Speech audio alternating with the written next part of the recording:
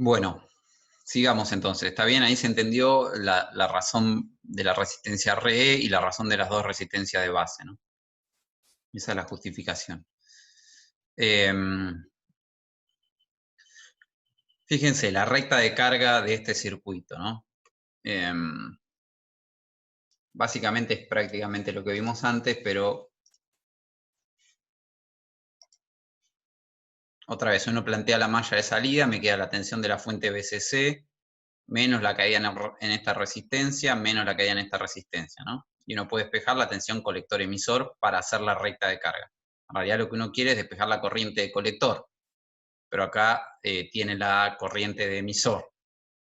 Como estamos en zona activa, podemos reemplazar la corriente de emisor por la de colector sobre alfa. Acuérdense que la de emisor es un poquito más grande que la de colector porque parte de esa corriente se perdía por recombinación en la base, ¿no? Pero este alfa es muy cercano a 1, muchas veces para fines prácticos lo podemos considerar 1, ¿no?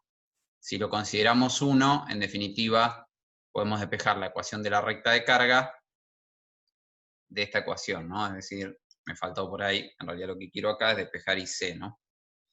Es decir, vamos a tener que la corriente de colector es igual a BC, la corriente de la tensión colector emisor, menos BCC, y en realidad cuando paso el otro menos se me da vuelta el signo, y ahora me queda la suma de las dos resistencias, ¿no? La de colector más la resistencia de emisor. ¿Está bien? Esta es la recta de carga para nuestro circuito con la polarización con las dos resistencias.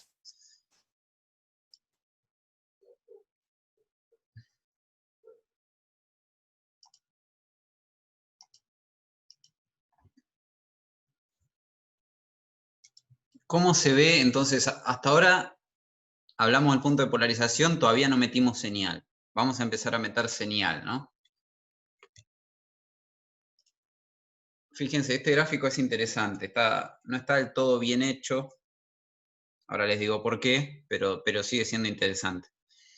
Supónganse que este es nuestro punto de polarización, ¿está bien? Es decir, tenemos una BCE constante, una IB constante y una IC constante. Por ahora olvídense de la señal. Si yo, y esta es la B, fíjense, tengo este otro gráfico acá al costado que es, ¿se acuerdan? La curva de entrada, que es la curva del diodo, la IB en función de la BBE. Entonces, yo estoy polarizado en un punto, que es ahí.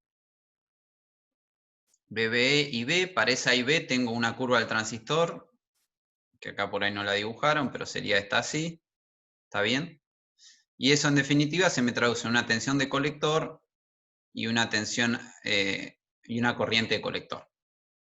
Ahora supónganse que yo a la tensión base emisor la muevo un poquito, es decir, para mí es importante que entiendan este gráfico, ¿no? Ahora le sumo una señal sinusoidal a la tensión base emisor. Básicamente, si hago una aproximación lineal acá, eso va a producir una variación de la corriente de base. ¿Está bien? Es decir, que me voy a estar moviendo en la recta de carga, ya ahora no voy a estar fijo en este punto, me voy a estar moviendo en distintas curvas de estas del transistor. ¿Está bien? Acuérdense que acá hay un continuo de curvas, o sea que, pero yo siempre tengo que estar sobre la recta de carga. O sea que en definitiva me voy a estar moviendo sobre la recta de carga así. ¿Está bien? Eso es lo que está tratando de mostrar este gráfico de acá. Fíjense que esto es corriente de base. En definitiva, corriente de base es lo que me mueve a través de las curvas. Pero siempre sobre la recta de carga. ¿Está bien? Esa variación de la corriente de base, entonces, producida por la variación de la tensión base emisor, me va a producir que me voy a mover entonces del punto de polarización colector emisor y me voy a mover también en la corriente de colector, obviamente. En definitiva, entonces, esa variación de base emisor me va a producir una variación en todas las otras variables, ¿no? Lo que yo quiero en principio es tratar de que esa variación de BB se me traduzca, por ejemplo, en una variación de BCE o de IC equivalentemente, lineal, ¿no? Pero para eso tendría que trabajar con pequeñas señales. ¿Por qué? Porque tengo que de este punto moverme en un rango chiquito como para esto poder aproximarlo con una recta, porque si no, ya la característica BB y B es no lineal. Pero si me muevo en un entorno de ese punto, por ahí lo puedo aproximar con una recta. ¿Está bien? Y esa va a ser un poco la idea que, de lo que sigue en la clase de hoy, ¿no? Obtener variaciones de pequeña señal para que el amplificador se comporte linealmente. ¿Se entiende esta figura? ¿Hay alguna duda?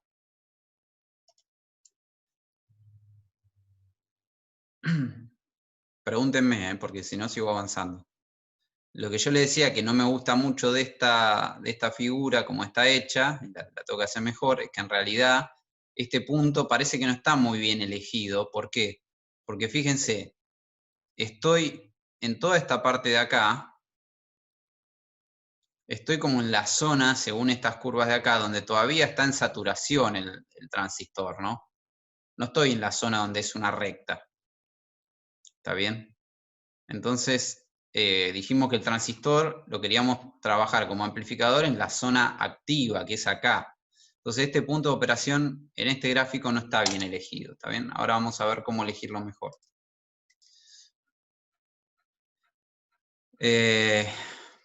Básicamente vamos a pensarlo de la siguiente manera. ¿Cómo elijo el punto de polarización entonces?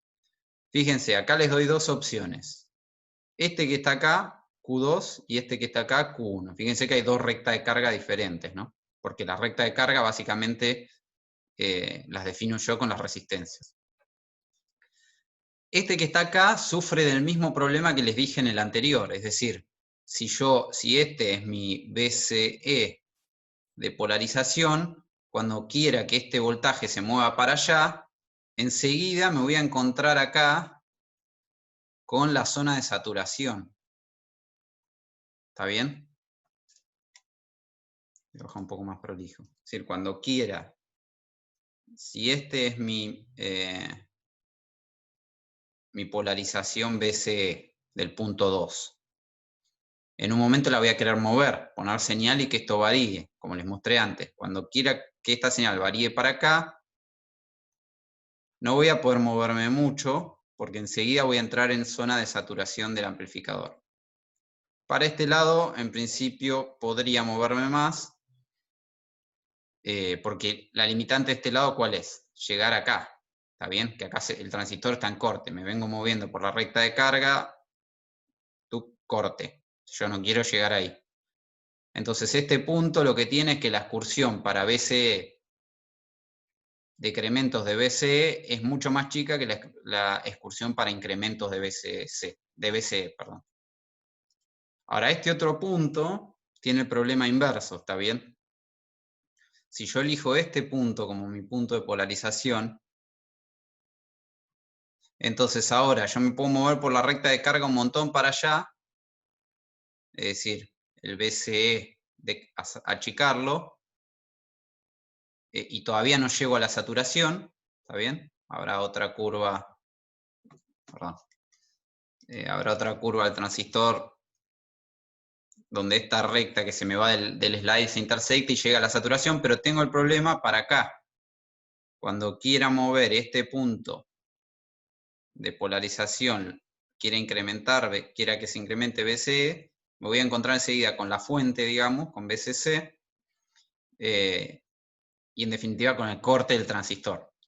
O sea que para allá tengo la saturación, que no quiero llegar, y para allá tengo el corte. ¿Está bien? O sea que ninguno de esos dos puntos parece muy bueno, por lo menos para tener una excursión de BCE simétrica. Bueno, eso es básicamente lo que les dije. Entonces, lo que quiero es que puedan elegir el punto de polarización para que el BCE y equivalentemente el IC puedan tener una excursión lo mayor posible, ¿no? Es decir, del punto de polarización, poder moverme tanto para arriba como para abajo. Lo mismo para la tensión colector-emisor. Entonces, no es la única opción, pero fíjense, una opción es esta, que es la que vamos a usar para algún ejemplo hoy. Si, la malla de salida era esta, ¿no? La tensión de la fuente se reparte entre la tensión del colector emisor del transistor, la caída en la resistencia del colector y la caída en la resistencia del emisor. Esa es la malla de salida. Entonces, como yo voy a querer que estas se muevan, una opción es repartir. Yo tengo una fuente fija, no sé, por decir algo, 15 volts.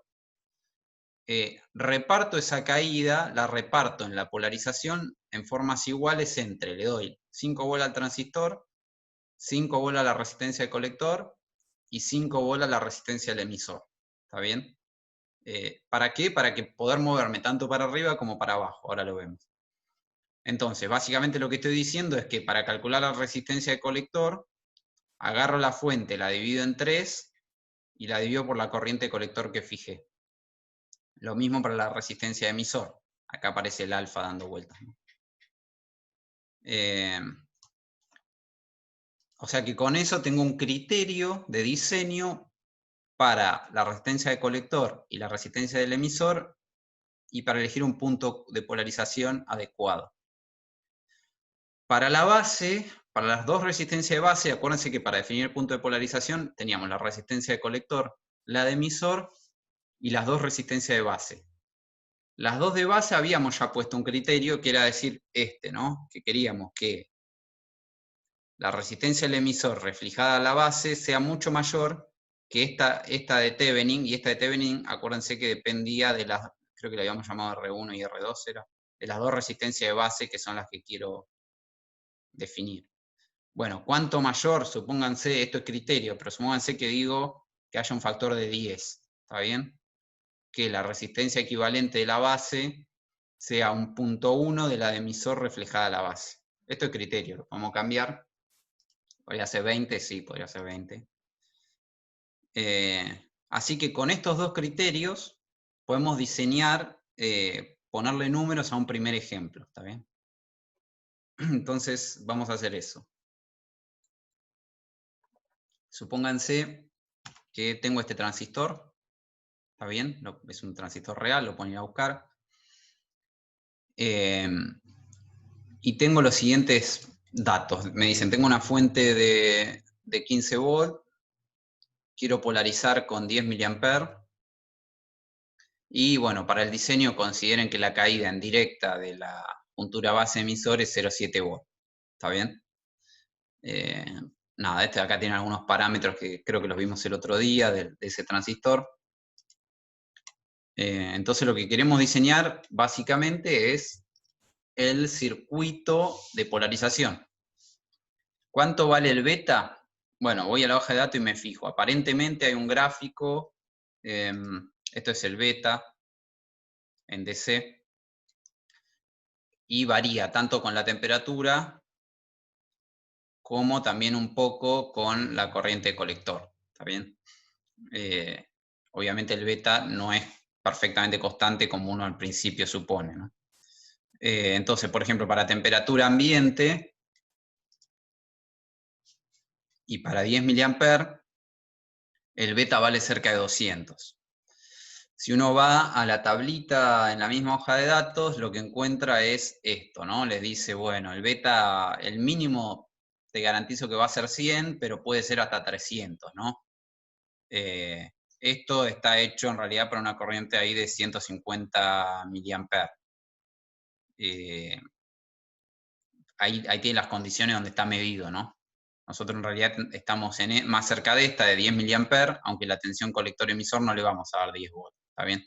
Pero bueno, vamos a usar para el diseño, vamos a suponer que el beta vale 100, ¿está bien? De todas maneras, por lo que vimos hoy, nosotros estamos tratando de hacer una polarización que justamente se independiza de estas variaciones, para no depender, porque fíjense los rangos, ¿no? Que yo, 75 podría llegar a valer para 10 mA y 10 volts de DC. Entonces, diseñemos primero las dos resistencias estas, la resistencia de colector y la resistencia de emisor. Dijimos que como criterio de diseño íbamos a repartir los 15 volts de la fuente entre esta resistencia, el transistor y esta resistencia.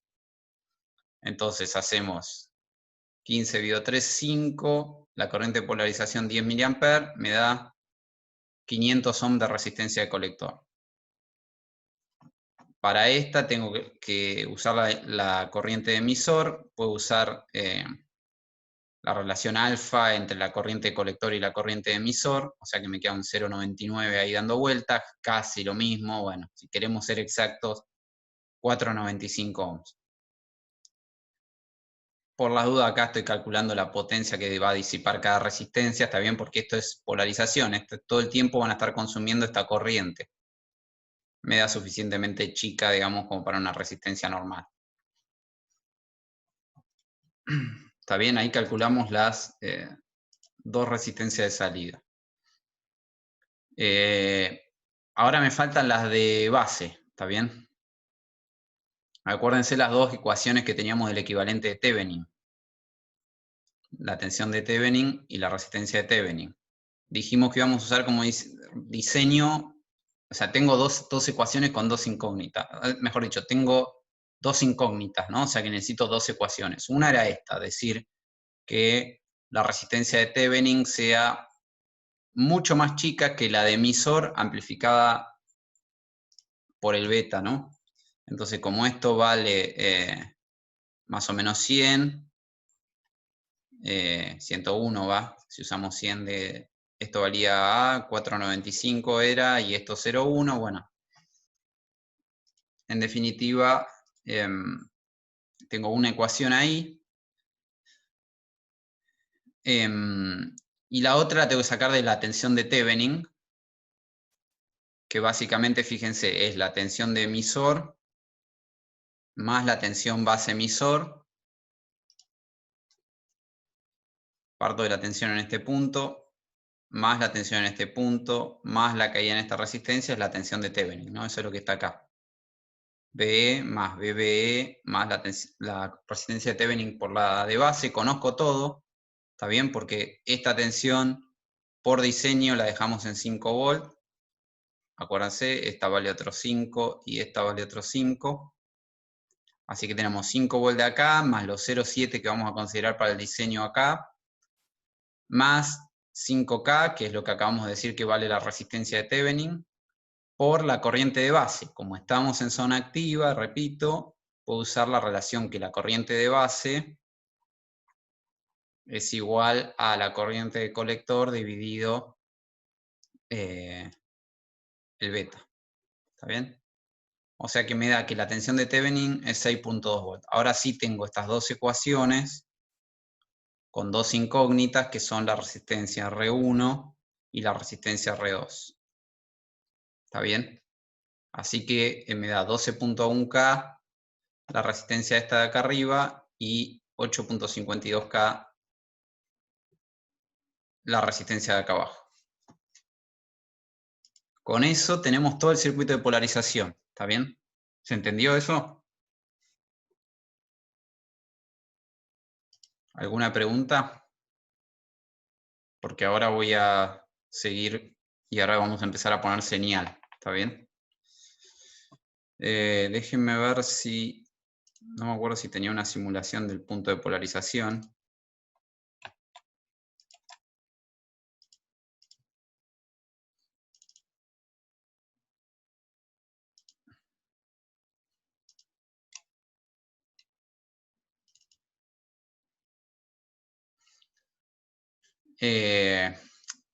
Sí, no vamos a ver todos los circuitos, pero acá lo que tenía era armado básicamente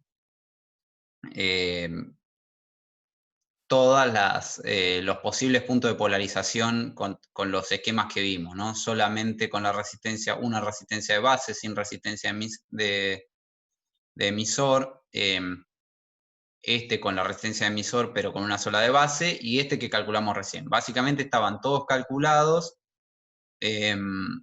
para operar en el mismo punto, ¿no? Es decir, para la misma corriente, tratar de tener 10 mA de corriente de colector. Fíjense, puedo verlo de dos formas, ¿está bien? No sé si lo llegan a ver ahí. ¿Lo están viendo el circuito? Sí. Sí, sí. Como son puntos de operación de DC, los puedo ver, fíjense, si me paro con el mouse directamente en un nodo, ven que ahí abajo, acá, fíjense acá que me aparecen las tensiones de polarización, ¿no? Por ejemplo, el emisor me quedó en 5.2 en lugar de 5, pero está cerca. El colector me quedó en 10.5, perdón, esa es la corriente. Bueno, la corriente ya que estamos la vemos. La corriente me quedó en 10.5 mA, pero está cerca. Y la tensión está ahí en 9.75 en lugar de 10. Ahora, en estos otros, fíjense, pese a que estaban diseñados igual, con la misma idea, acá la corriente es un 50% más grande. ¿Está bien? Las tensiones también variaron mucho. Este punto, en lugar de estar a 10 volts, está en 7.7. Este, en lugar de estar a 5, está en 7. Eso porque no tengo la estabilización esta de base, ¿no? Fíjense, acá la base está también más o menos a la tensión que habíamos dicho, alrededor de 6 volts. O sea que este punto de polarizar, esta forma de polarizar es más estable, ¿no? Y más independiente del beta. Fíjense que acá podemos hacer la cuenta, ¿no? Tengo 10.5 miliamperes o 10.46, la de base me da 52 microamperes, o sea que el beta en realidad está cerca de 200, ¿no? Si hacen la cuenta entre la corriente de colector, insisto, 10.5 miliamperes, y la de base, la ven ahí abajo, 52.22 microamperes, si hacen el cociente de esos dos le va a dar creo que cerca de 200. Y pese a que nosotros hicimos un diseño con un beta muy errado, ¿no? A propósito, es decir, con un beta de 100 en lugar de 200, que es más cercano a la realidad, el punto de polarización más o menos nos quedó bastante bien, ¿no? O sea, usamos un beta errado por digamos, la mitad de lo que era realmente, ¿no? Y pese a eso, Fernando, sí. vos estás mostrando algo de la gráfica, ¿no? O sea, porque yo no veo, no visualizo la gráfica. No, no estaba poniendo las Gráfica. curvas, lo que estaba haciendo, pero ahora las pongo. Estaba mirando el valor que me da acá abajo, ¿ves? Ah, está bien. Fíjate. Está bien, está bien. Pero lo vuelvo a repetir igual, porque por ahí es muy chiquito eso. Fíjense, lo primero, tensión de emisor, la calculamos para 5 volts y nos dio 5.2. Tensión de colector es 5 de acá más 5 del transistor, debería estar en 10, está en 9.70 y pico. La corriente, la calculamos para 10 mA, está en 10.5. Y recién lo que estaba diciendo es, fíjense, la corriente de base es mucho más chica que la de colector, ¿no? Ni las puedo comparar en una misma escala porque son 200 veces más chicas. Acá arriba está la de colector, pero si hago el cociente, ¿está bien? Entre la de colector y la de base, eso, si estoy en zona activa, como estoy, me da básicamente el beta, ¿no? El beta del punto de operación. Fíjense que es 200. ¿Está bien? Nosotros hicimos las cuentas para un beta de 100, o sea, a propósito le erramos feo, y pese a eso, esta polarización me asegura que más o menos estoy en un rango, digamos, me queda más dependiente de los valores de la resistencia que calculo yo que de los parámetros del transistor. ¿Está bien? Ese es el resumen de esta polarización. Si comparan las otras, pueden probarlo ustedes, van a ver que le erra, ¿no? Y me puede quedar fuera de zona activa. O sea, puede ser tan malo si le erro en el beta, en estas otras dos, que me puede quedar fuera de la zona activa, ¿no? Lo primero que debería chequear, como en este caso, fíjense, si chequeo la tensión, me voy a centrar en este acá, si chequeo la tensión colector base, voy a borrar las otras cosas. 3.8 volts, está bien, está en inversa, o sea que estoy bien. Está esta en inversa, ¿qué más puedo chequear? Para asegurarme que estoy en zona activa. La otra juntura. La tensión base emisor, más o menos ahí en 0,7, pueden ver, la verde. Y esta está en inversa, o sea que estoy en zona activa. Después puedo chequear la tensión colector emisor, que me da cerca de 4.6 más o menos, cerca de los 5 volts que calculamos. O sea que pese a que hicimos un diseño con un beta muy errado, la polarización, como es relativamente independiente de eso, nos dio bastante bien, ¿no? Y estamos en zona activa, que es importante porque nosotros queremos estar en zona activa, para eso hicimos la polarización. ¿Se entiende hasta ahí?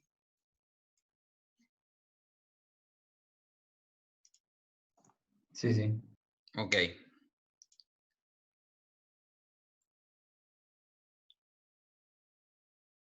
Bien.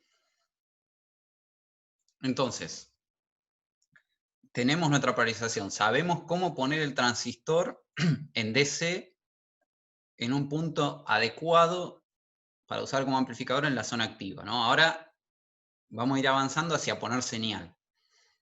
La señal que queremos amplificar, ¿no?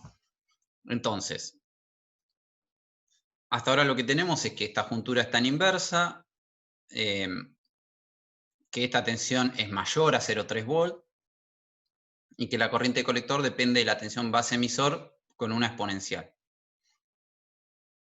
¿Cómo es?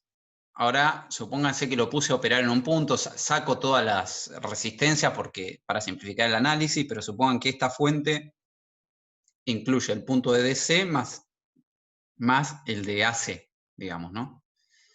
Entonces, si en zona activa, para empezar, puedo plantear la malla de salida, que ya lo hicimos, y tengo que la tensión del colector emisor es la tensión de fuente menos lo que cae en la resistencia, y lo que cae en la resistencia es RC por IC, y la IC la puedo reemplazar por la relación exponencial. Entonces acá tengo, si ven, comparan esto es igual a esto, tengo una relación entre, llamemos la tensión de salida a la tensión de colector, y tensión de entrada a la tensión base emisor, tengo una relación no lineal entre tensión colector y tensión base emisor. Ahora bien, fíjense, vamos a suponer, ahora quiero ver cómo se ve en el plano. Entonces, vieron que cuando vimos el capítulo de amplificadores, muchas veces nos interesaba ver cómo era la tensión del plano, tensión de salida, tensión de entrada. ¿Está bien? Entonces, fíjense, para tensiones de entrada, base emisor, menores a 0,5, ¿qué va a pasar? El transistor no va a estar en zona activa, va a estar cortado porque la juntura esta no va a estar en directa. ¿Está bien? Entonces, si las dos están en inversa, si esta está en inversa y esta está en inversa, estoy en corte.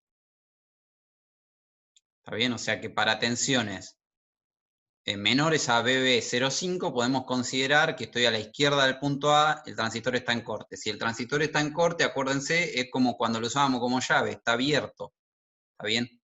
Está abierto. Si está abierto, no circula corriente. Si no circula corriente por RC, la tensión de este punto es BCC. Entonces, en corte es toda esta región y la tensión de salida está enclavada en BCC. Ahora, ¿qué ocurre en esta región? Que es para un rango de BBE mayor a 0,5, y ahora vemos que lo limita. En ese rango estoy en zona activa. En zona activa dijimos que era válida esta ecuación. ¿Está bien? Quiere decir que voy a tener arranco de BCC, y cuando esta empieza a ser válida me empieza a descontar corriente y me aparece la exponencial esta así, al revés, acá. ¿Está bien? Ahora va a llegar un punto que si sigo aumentando BBE, me voy a salir de zona activa, me voy a ir a saturación. ¿Está bien? Si yo lo pienso, acuérdense, con la ecuación tengo las curvas del transistor. ¿Está bien? estoy en el plano BCE y C. Tengo la recta de carga. Si yo, acuérdense que cada una de estas es BBE igual a una tensión 1, y así voy subiendo, esta es BBE igual a una tensión 3, y en este sentido aumentamos la tensión BBE. O sea que si yo sigo aumentando, me estoy moviendo en este sentido en la recta de carga, en un momento llego a saturación, llego a una curva de saturación. Cuando saturo, ¿qué pasaba? La corriente de colector cae a pique y la consideramos más o menos a la tensión colector-emisor como la de saturación, que se acuerdan es de cuando entro en saturación la podemos considerar de tipo 0,3, después sigue cayendo, qué sé yo, 0,1, ¿está bien? Entonces esta curva es interesante porque nos está mostrando cómo es la transferencia en todas las regiones entre la salida, en una primera salida y entrada, definida como entrada esta y como salida esta. Entonces, claramente, si recuerdan lo que vimos en el capítulo de amplificadores, la zona donde esto se va a comportar como amplificador es por acá. ¿Está bien? ¿Por qué? Porque pequeñas variaciones en este sentido me van a producir grandes variaciones de colector emisor. Y la ganancia, ya lo pueden ir anticipando, tiene que ver, en este caso, con la pendiente de esta recta, ¿no? En algún punto que yo voy a elegir, que justamente es el punto de polarización. ¿Está bien? Yo lo voy a poner a trabajar para otra forma de ver lo que venimos viendo hasta ahora, con la polarización en un valor de BBE y un valor de BCE de polarización. ¿Está bien? Y me voy a mover, como les digo, después con la tensión base emisor en un entorno de ese punto. Y eso va a producir, de nuevo, una variación más grande de la tensión colector emisor. Y en cierto rango, si estoy centrado acá, voy a poder pensar que esto es una recta, y entonces lo puedo considerar como un amplificador lineal. ¿Está bien? Para eso tuve que ponerlo a trabajar acá, y después, bueno, vamos a calcular cuánto es esta relación, ¿no? ¿Se entiende hasta ahí?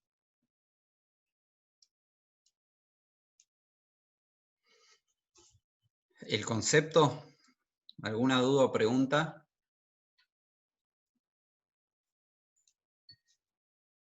¿Se empieza a ver entonces cómo usamos el transistor como amplificador?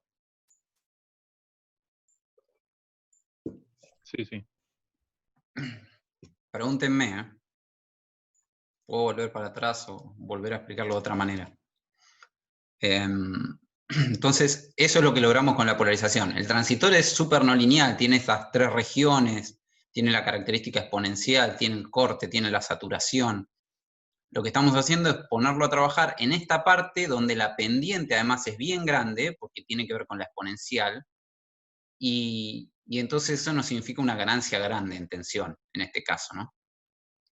Después vamos a ver que esta no es la única salida posible, que hay varias opciones, no lo vamos a llegar a ver hoy, y que entonces puedo tener, este sería un buen amplificador, gana mucho en tensión, pero después vamos a ver amplificadores de transconductancia también, y otro tipo según donde tome la salida, ¿no? Entonces, todo lo que acabo de decir, lo que ahora vamos a hacer es decir, bueno, ok, si yo estoy parado en este punto y lo puedo considerar lineal, ok, quiero algo para reemplazar esto, que para poder descomponer el análisis en DC por un lado, que es el punto de operación este que les decía, y en AC por el otro, que es la señal, poder hacer esa separación y poder, para la parte de señal, usar algo lineal, o sea, quiero sacarme encima esta exponencial, porque yo ya sé que el dispositivo es no lineal, pero también sé que si lo pongo a trabajar acá, y lo pongo a trabajar en un entorno de eso, lo puedo aproximar por algo lineal, porque esto es una recta, también en un entorno.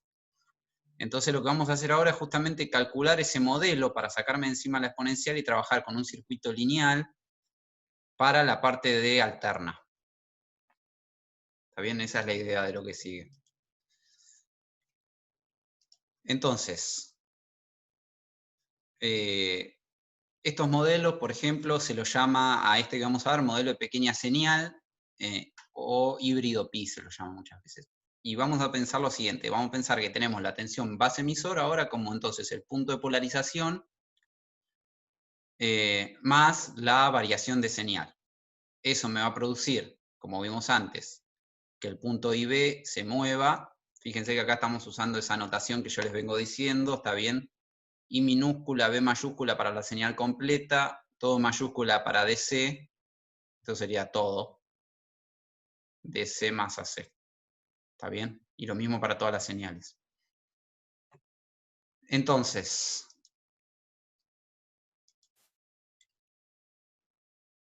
básicamente lo que queremos es, de este circuito, llegar a un circuito como este. O a uno como este. Cosas que ya vimos en el capítulo de amplificador, fíjense. Un amplificador de transconductancia, acuérdense que cómo lo llamaba dependía de... o uno de corriente. Cómo lo llamaba dependía del parámetro de la fuente controlada, pero fíjense que ya lo llevamos a la forma de un amplificador, ahora vemos cómo. Una resistencia de entrada y de un circuito de salida donde tengo una fuente controlada, en este caso de corriente controlada por tensión, entonces es un amplificador de transconductancia, y en este una fuente de corriente controlada por corriente, o sea, un amplificador de corriente. Estos son modelos de esto para la parte de señal. ¿Está bien? Entonces, por un lado tenemos la parte de DC, por el otro la parte de AC. Y la parte de AC la vamos a aproximar con modelos de pequeña señal para hacerlos lineales. ¿Se entiende? Entonces, la idea ahora es ver cómo pasamos de este circuito completo a el circuito de AC y cómo calculamos estos parámetros. La resistencia de entrada, el parámetro de transconductancia, la resistencia de salida, y lo mismo acá, la ganancia de corriente.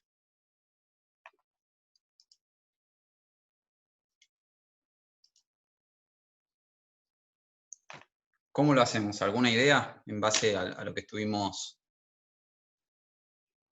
viendo? ¿Cómo hacemos el modelo de pequeña señal?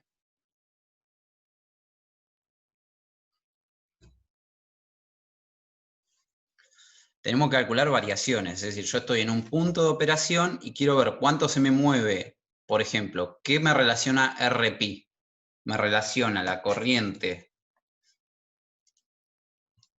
la tensión base emisor de pequeña señal, BBE, fíjense que la pongo toda en minúscula, con la corriente de base. ¿Está bien? Entonces yo lo que quiero que RPi me modele es cuánto varía una de estas magnitudes cuando varía la otra. ¿Está bien? Y eso no es ni más ni menos que la derivada. Entonces, lo voy a poner al revés. 1 sobre Rpi va a ser en definitiva la corriente de base dividido la corriente Bpi. ¿Y esto a qué va a ser igual?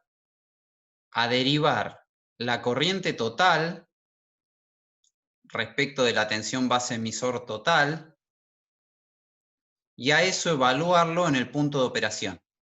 ¿Está bien? Acuérdense que